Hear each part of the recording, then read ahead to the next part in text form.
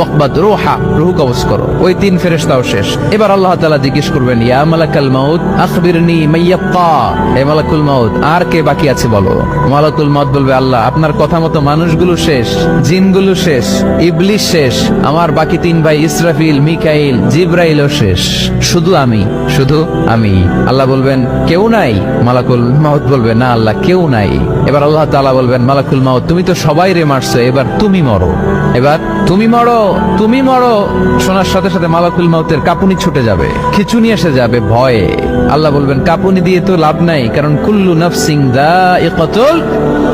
রব্বুল আলামিন বলবেন, মালাকুল মাউত কেঁদো না, এটাই দুনিয়ার বিধান, আমি আল্লাহর দেয়া বিধান, এটাই জন্মালেই মরতে হয়। যাও, জান্নাত জাহান্নামের মাঝখানে একটা জায়গা আছে, জায়গাটার নাম হলো আরাফ। এই আরাফের মধ্যখানে যে দাঁড়াও, ওখানে যে মালাকুল মাউত কাঁপতে থাকবে।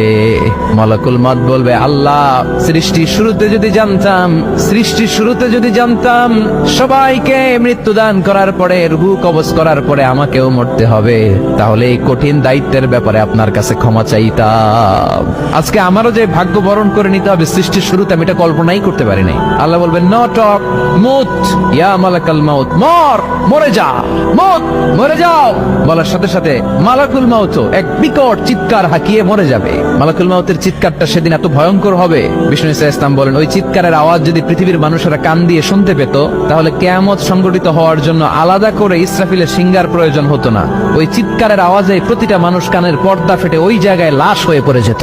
এবার ডানে বায়ে সামনে পেছনে উপরে নিচে কেউ নাই, একজন ছাড়া। জোরে বলতে হবে তিনি কে?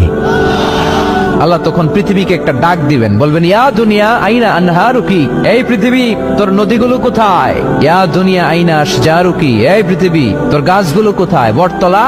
ইয়া দুনিয়া আইনাল জিবাল, তোর বড় বড় মাউন্ট এভারেস্ট পাহাড়, আলাস্কা পর্বতমালা, আলপস পর্বতমালা, এগুলো কোথায়? তুর পাহাড় আজকে কোথায়? ইয়া দুনিয়া আইনাল মুলুক, রাজা বাদশারা কোথায়, যারা ক্ষমতার দাপটে পা জমিনে ফেলতে চাইতো না?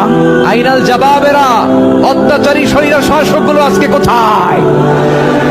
কোথায় আজকে? কোনো আওয়াজ নাই। আল্লাহ তখন হুঙ্কার দিয়ে বলবেন, লিমানিল মুলকুল ইয়াউম, who belongs the kingdom today. Allah চিৎকার দিয়ে বলবেন, আজকে ক্ষমতা কার? আওয়াজ করে বলেন, সেদিন ক্ষমতা কার?